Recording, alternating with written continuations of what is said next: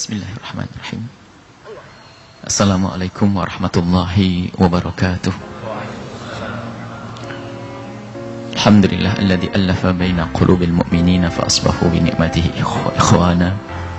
Wa sallallahu wa sallamu ala habibina wa syafi'ina wa maulana sayyidina Muhammad wa ala alihi wa ashabihi wa tabi'in lahum bi ihsanin ila yaumiddin. Yang kami cintai, yang kami muliakan, saudara dan guru kami Al-Ustaz Muhammad Arifin Ilham dan para guru-guru mulia yang ada di sini, wabil khusus yang berbahagia yang telah dibuka pintu halal oleh Allah hari ini, dan semoga dibuka pintu segala kebaikan, dibuka pintu rizki, dibuka pintu amal, dan dibukakan pintu surga Ananda Ahmad dengan sulis Alis dengan Elis. Ketahuilah Ananda Ahmad dan Elis, ketahuilah di dalam pernikahan itu harga mati ya, jangan ditawar, harus bahagia. Harga mati dan tidak bisa ditawar, harus bahagia. Sebab tidak ada orang yang di dalam pernikahan bercita-cita untuk berantem, untuk bermusuhan. Akan tapi kenyataannya di dalam perjalanannya banyak menemukan problem karena lupa niat. Niat nikah adalah untuk mencari kebahagiaan. Bagaimana agar niat untuk mencari kebahagiaan tetap terawat dan terjaga? Ada guru, ada pembimbing, ada contoh. Dan guru kita Rasulullah SAW telah mengajarkan di dalam pernikahan ada beberapa poin kalau kita simpulkan dari ajaran Nabi SAW untuk menjaga keindahan di dalam rumah tangga, dan 10 poin lah paling tidak, tapi tidak mungkin kita hadirkan di sini. Akan tapi di antaranya ringkas saja, yakini bahwa di dalam pernikahan ini ada ridho Allah, bukan main-main. Agungkan pernikahan, agungkan pernikahan disaksikan oleh Allah, disaksikan oleh malaikat Allah, disaksikan oleh orang-orang soleh. Dengan mengagungkan pernikahan, orang akan menjaga nilai pernikahan. Ketahuilah bahwa orang kafir sana itu bukan mengatakan zina haram. Zina bagi mereka tetap tidak baik. Akan tapi di saat mereka tidak mengagungkan pernikahan, sehingga nilai nikah itu akan turun, tidak disadari, sehingga sejajar dengan zina. Sehingga mereka tidak pernah berpikir apakah aku berzina atau nikah. Sementara dalam Islam nikah adalah agung mulia. Ridho Allah, ridho Rasulullah, surga Allah. Kalau orang paham makna ini, tidak akan orang mau melakukan zina. Dan tidak akan terjerumus dalam zina, baik sudah menikah atau belum menikah, karena di matanya adalah nikah yang agung. Tapi di saat nikah tidak diagungkan, akan turun pangkat sejajar dengan zina, maka terjadilah orang kumpul kebo atau melakukan perzinahan padahal dia berencana untuk menikah, karena tidak mengagungkan pernikahan. Dan hadirkan nikah adalah agung. Sentuhan tangan kita pahala, sesuap nasi yang kita berikan pahala. Lihat, capek kita seharian mencari rizki, sampai di rumah pun kita berbaring. Man amsa kalan min amali yadihi amsa mahuran lah. Barang siapa di pagi hari, di sore hari dia berbaring, berebah, capek sehari mencari rizki, mencari nafkah untuk keluarga, diampuni oleh Allah. Jadi semuanya adalah kemuliaan. Kalau orang paham makna ini, tidak akan orang terjerumus dalam zina. Kenapa dia mendahului perzinahan? Karena tidak ngerti agungnya nikah. Agungkan pernikahan. Kemudian yang kedua, jadikan pernikahan ini adalah untuk cari kawan beribadah. Kalau dia bukan kawan beribadah, adalah rugi. Alis, jadikan suamimu Ahmad untuk teman mengangkat derajat di hadapan Allah. Teman untuk mencari kemuliaan, mulai dari mencari penyempurna amal, yaitu ilmu. Mencari bekal amal, yaitu ilmu. Mencari kawan untuk menuntut ilmu, kawan beribadah, kawan mendekatkan diri kepada Allah. Kalau kita bangun malam sendiri mungkin berat, tapi dibantu oleh istri atau suami semakin mudah. Ngaji sendiri tidak bersemangat, tapi dengan pasangan harus lebih semangat. Intinya simpulkan bahasanya, jadikan pernikahan ini adalah untuk mencari teman, untuk mendekatkan diri kepada Allah Subhanahu wa Ta'ala. Ini ringkas, sebenarnya ini semuanya sarahnya satu-satu ceramah khusus. Ini sarahnya yang pertama satu ceramah khusus, sarahnya kedua satu ceramah khusus. Yang ketiga adalah jadikan pasanganmu semakin hari semakin dekat kepada Allah. Berupaya terus, karena yang namanya cinta itu benih yang ada di dalam hati semua orang ingin menikah. Cuman suburnya cinta itu adalah dengan dibarengi dengan yang namanya kepercayaan. Jadi kepercayaan itu menyuburkan cinta di dalam hatimu. Dan bagaimana kepercayaan kita semakin tumbuh subur? Di saat pasangan kita semakin baik. Kalau seorang suami menelpon istrinya di rumah, telepon tidak diangkat, suami akan berkata, mungkin lagi sholat duha. Begitu juga seorang istri yang suaminya lagi pergi kantor, ditelepon kalau tidak angkat. Begitu mudah seorang istri berkata, mungkin juga lagi sholat duha. Tapi kalau pasangannya adalah orang yang fasik, bermaksiat sana sini, telepon tidak dekat sudah pusing. Jangan. Maka jadikan pasangan kita semakin hari dekat kepada Allah. Itminan, akan tenang. Ini, jadi pasangan harus semakin dekat kepada Allah. Terus ada perubahan. Mungkin hari kemarin belum, semakin baik. Dan seterusnya. Kemarin sudah baik, semakin dekat kepada Allah. Semakin takut kepada Allah. Di saat sendiri dia menangis. Di saat dengan pasangan yang ada adalah senyum Allah. Jangan nangis depan pasangan. Akan tapi tidak dengan pasangan yang ada adalah senyum. Suami tersenyum, suami menghibur. Istri senyum, istri menghibur. Akan tapi di saat sholat sendiri yang ada adalah derai air mata Allah. Karena dia orang yang takut kepada Allah. Yang digambarkan Nabi, perempuan yang mulia, yang membahagiakan suami. Jika kau pandang dia menyenangkan, jika engkau pergi dia menjaga kehormatan Allah. Yang keempat adalah, ringkas ini, jadikan pernikahan ini untuk cari kawan berbakti kepada orang tua. Ini termasuk cara batin. Cara batin, ngambil keberkahan dari orang tua agar rumah tangga kita bahagia. Kuncinya sederhana, jadikan pasanganmu untuk semakin hari semakin dekat kepada orang tua. Ajari pasanganmu untuk berbakti kepada orang tuanya, bukan orang tuamu. Ingat. Ajari Elis, Ahmad, untuk semakin baik kepada bapak ibunya dan keluarganya. Dan Lis ajari Ahmad untuk semakin hari semakin baik kepada bapak ibunya. Keberkahan dengan orang tua Allah. Jangan sampai gara-gara pernikahan semakin jauh dari orang tua. Dan alangkah banyaknya kisah Alqamah dari pada zaman sahabat Nabi, setelah menikah ada perubahan, menjadikan ibunya berubah. Akhirnya ibunya marah, akan diancam oleh Nabi, akan dibakar hidup-hidup. Maka selalu ingatkan istriku, sudah telepon Umi atau belum? Uminya sudah kirim hadiah atau belum? Sama seorang istri mengingatkan suami.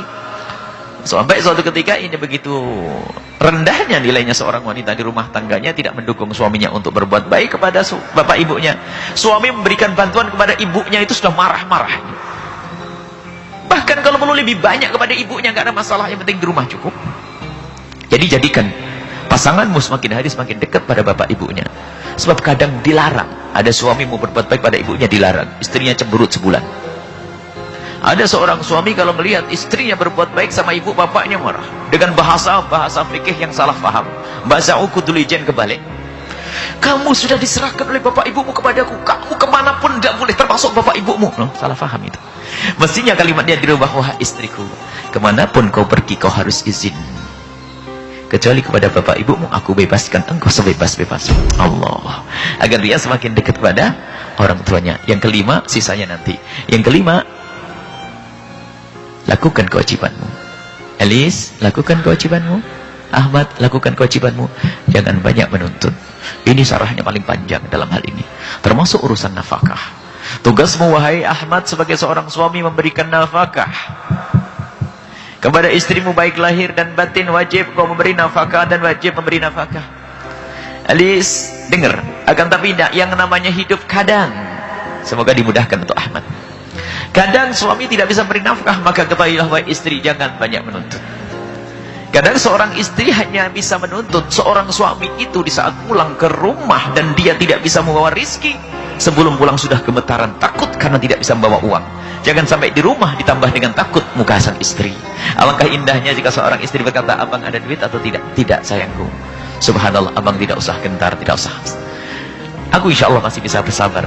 Kalau aku lapar di dunia, aku bisa bertahan. Tapi kalau sudah aku di neraka, aku tidak bertahan.